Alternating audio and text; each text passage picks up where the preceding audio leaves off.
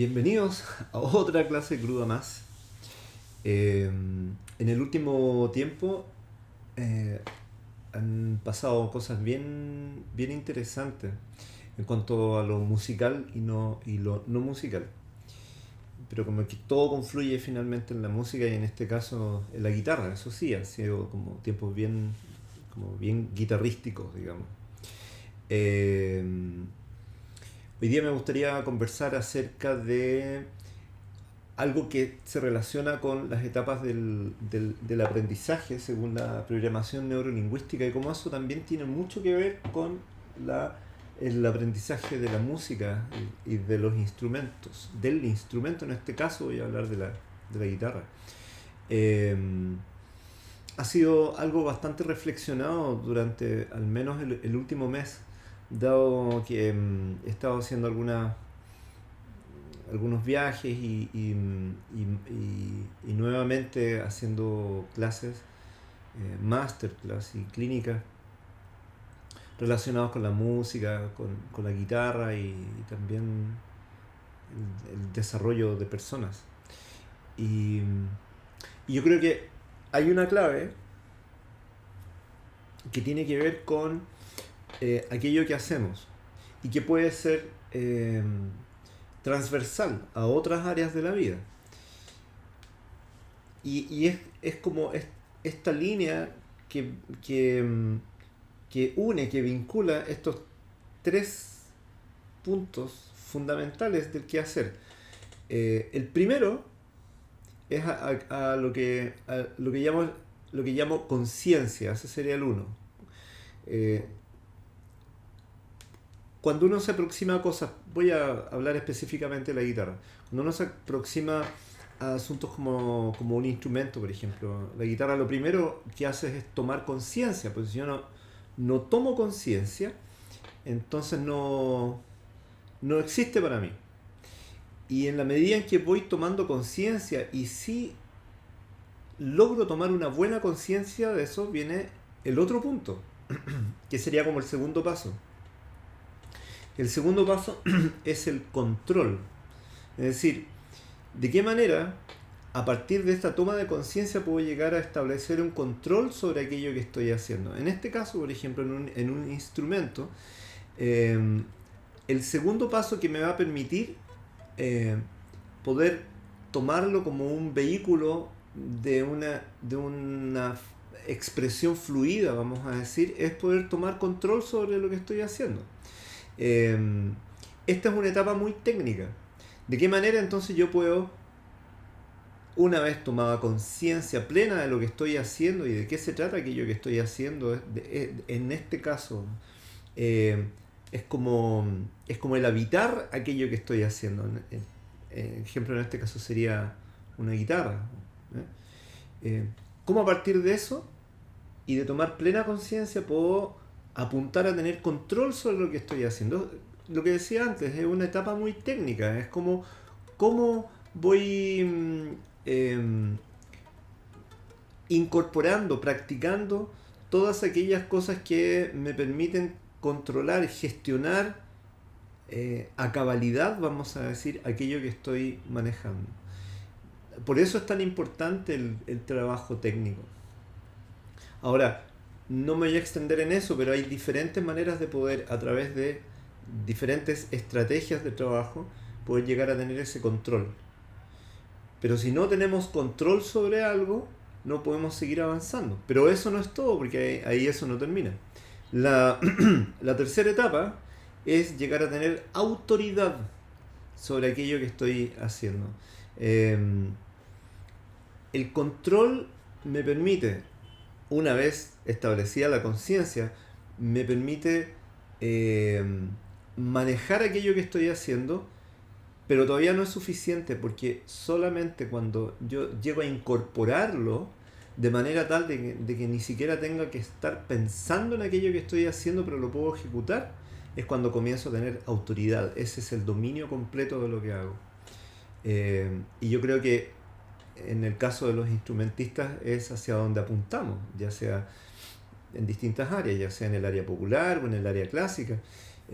Apuntamos a tener una autoridad, es decir, una metacomprensión además de lo que estamos haciendo. Por lo tanto, si no tomamos plena conciencia de cada cosa que estamos haciendo en el instrumento, no vamos a tener control y no vamos a lograr tener autoridad. Y la autoridad es cuando ya no tengo que pensar en aquello que hago, sino que está totalmente incorporado y fluye. Y cuando fluye, esto se transforma en un real vehículo de expresión. No tengo que pensar. Yo creo que todos pasamos por esa etapa de primero tomar conciencia, luego ejercer control para poder ahora establecer un dominio, una autoridad sobre lo que hago. En distintas actividades. Ejemplo, cuando estábamos chicos, cuando aprendimos a lavarnos los dientes, tuvimos que primero tomar conciencia, saber de qué se trataba un cepillo de dientes, por ejemplo. Y a partir de eso, una larga etapa de poder tener control, pero teníamos que pensar cada cosa que estábamos haciendo mientras estábamos aprendiendo. Y después de ahí logramos tener tal control que pasó al sistema automático. Entonces ahora estamos lavándonos los dientes mientras podemos hacer otras cosas. Y lo mismo sucede en otras áreas de la vida. Si establezco una relación con un concepto de la programación neurolingüística que es muy interesante, yo creo que para aquellos que se dedican a la educación es muy importante considerarlo.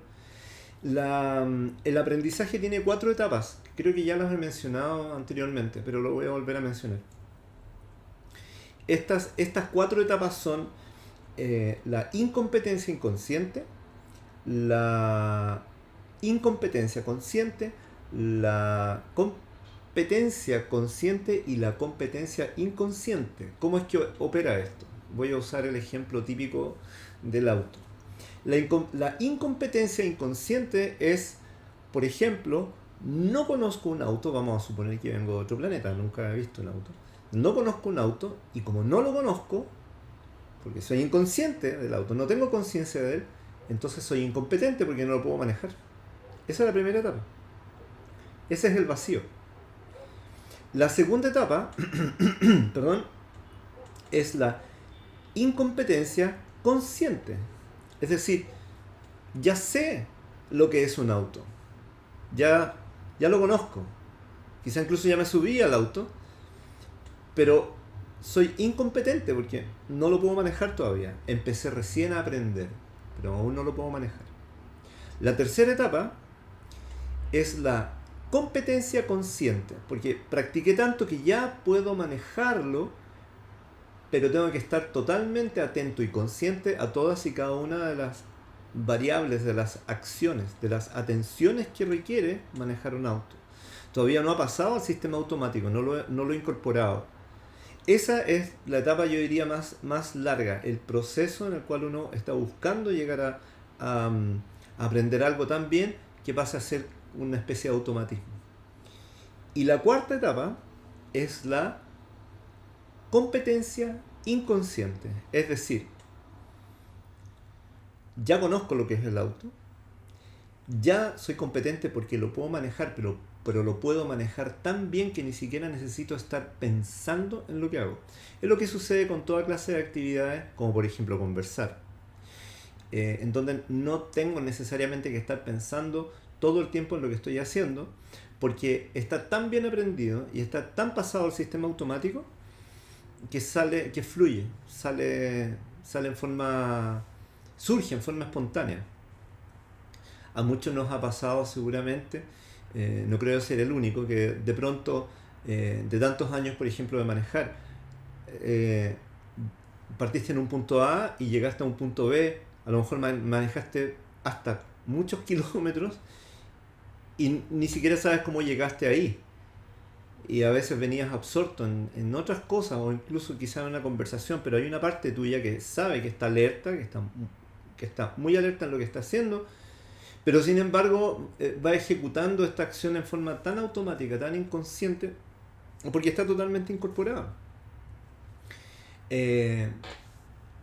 ¿A quiénes, por ejemplo, de ustedes les ha pasado alguna vez quedarse, así literalmente, quedarse dormidos mientras estaban practicando? Muertos de sueño y de pronto te quedaste dormido y y despertaste y te diste cuenta que tus manos seguían moviéndose y estaban en forma muy coherente terminando la escala o terminando la frase o terminando la secuencia, pero tú notaste que te quedaste dormido. Eso es cuando ya está totalmente incorporado y ya pasó a tu, vamos a decir, a esa parte que permite que salga en forma automática, que ya opera como si fuera una especie de piloto automático. Entonces, es interesante considerar eso desde dos puntos de vista. Uno, desde el punto de vista propio, hacia donde quizás deberíamos apuntar cuando estamos practicando. Y otro es cuando tú tienes que facilitar, acompañar procesos de otras personas o haces clases, por ejemplo, es hacia dónde tendría que apuntar tu guía y la práctica que tendrían que tener las personas a las cuales tú estás guiando. Llegar a través de distintos mecanismos, yo creo que el principal es la repetición, a desarrollar esta capacidad de poder dar una respuesta en forma automática, consciente. La repetición es la que es la clave en todo orden de cosas. Yo me acuerdo cuando estaba chico, yo empecé a hacer artes marciales a los 10 años y estuve muchos años, y la cosa era repetir y repetir y repetir y repetir y repetir hasta que dada una situación X, la respuesta surgía en forma automática. Entonces, lo mismo opera con tu instrumento. Tienes que repetirlo tantas veces y con un nivel de conciencia tal que te permita ir incorporando aquello que quieres ingresar a la parte inconsciente. Eso. Y también ahí hay otro tema que yo creo que es clave, que puede ayudar mucho, que son los sistemas representacionales que tenemos los seres humanos. El tema es que, bueno, es un tema un poco más largo, no me voy a extender demasiado ahora porque si no estaríamos hasta mañana, pero la clave, también según la programación neurolingüística, y esto es muy comprobado, es que las personas somos distintas porque tenemos, siendo iguales, o sea, no iguales, similares, tenemos sistemas de pronto de representaciones internas que no son exactamente iguales. Algunas personas tienden a representarse procesos más bien visualmente, otras personas tienden a representarse la realidad o procesos más bien auditivamente o kinestésicamente. Es interesante, a modo de ejemplo, yo recuerdo que durante muchos años haciendo clases observaba que los distintos estudiantes tenían diferentes formas de representarse de manera más natural ciertos procesos. Por ejemplo, la eterna pelea, me acuerdo, con el aprendizaje de los diseños en el diapasón, era que a algunos alumnos le era mucho más sencillo visualizar y aprendían rápidamente de memoria, aprendían las posiciones de los diseños. En cambio recuerdo que habían estudiantes que tenían mayor dificultad para relacionarlos visualmente, pero auditivamente y kinestésicamente sabían dónde estaban esas ubicaciones, o los diseños. Y esas diferencias finalmente saltaban a la vista. Es interesante ahí, igual lo menciono, apelar al diseño universal de aprendizaje o DUA,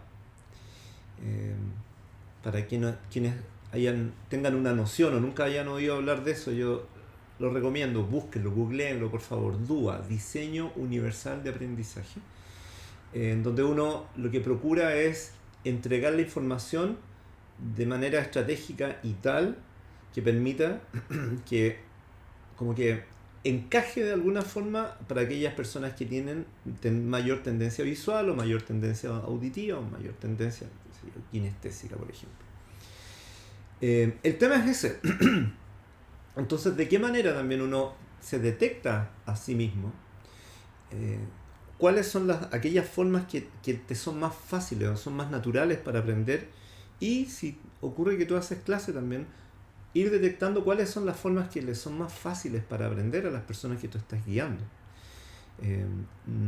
Insisto, no somos todos similares y a algunas personas les cuesta más memorizar cosas visualmente, a otros les cuesta más memorizarlo quizás kinestésicamente, o a algunos les es más fácil. Eh, También la recomendación muy sentida, y no me voy a ausentar de no, más bien excluir de hacer un pequeño mea culpa. eh, Cuando uno guía estos procesos en otras personas, tratar de, por todos los medios, evitar ser juicioso, ser más bien enjuiciador, porque de pronto no es que alguien sea flojo o que tal persona o cual sea floja o sea desmotivada para aprender, por ejemplo, un diseño en la guitarra, ya que en general este es un instrumento muy visual, sino que a algunas personas les cuesta mucho más generarse esa representación. Eso. Entonces, en síntesis, como para resumir, es eso, es repetimos y tocamos con plena, primero, conciencia para poder apelar a tener control sobre lo que estamos haciendo. Y una vez que tenemos control, apuntamos a ir más allá del control y tener autoridad sobre lo que estamos diciendo. En este caso es nuestro instrumento. Ahora, ¿cómo podemos llevarlo eso transversalmente a otras áreas de la vida? Yo creo que ese es un desafío que puede ser bien interesante de tomar o de reflexionar. Y las 4 etapas del aprendizaje, que irlas comprendiendo o buscar acerca de eso puede ser interesante. Igual voy a dejar unos enlaces abajo en la descripción. A saber, era la incompetencia inconsciente, la incompetencia consciente, la competencia consciente y la competencia inconsciente. Eso. Y bueno, y recalcar que no, que siendo todos similares en algunas cosas relacionadas a la manera en que nos representamos la realidad, no somos necesariamente iguales. Algunas personas tendemos a tener una modalidad más visual, otra más auditiva, otra quizás más kinestésica o combinadas. También voy a dejar un enlace con un artículo escrito acerca de este último punto que yo pienso que puede ser útil. Entonces, bueno, eso era lo que quería compartir por ahora con ustedes en esta breve clase cruda y a repetir, repetir y repetir y repetir y practicar y practicar y por sobre todo divertirse, porque si no, ¿qué sentido tiene? ¿No?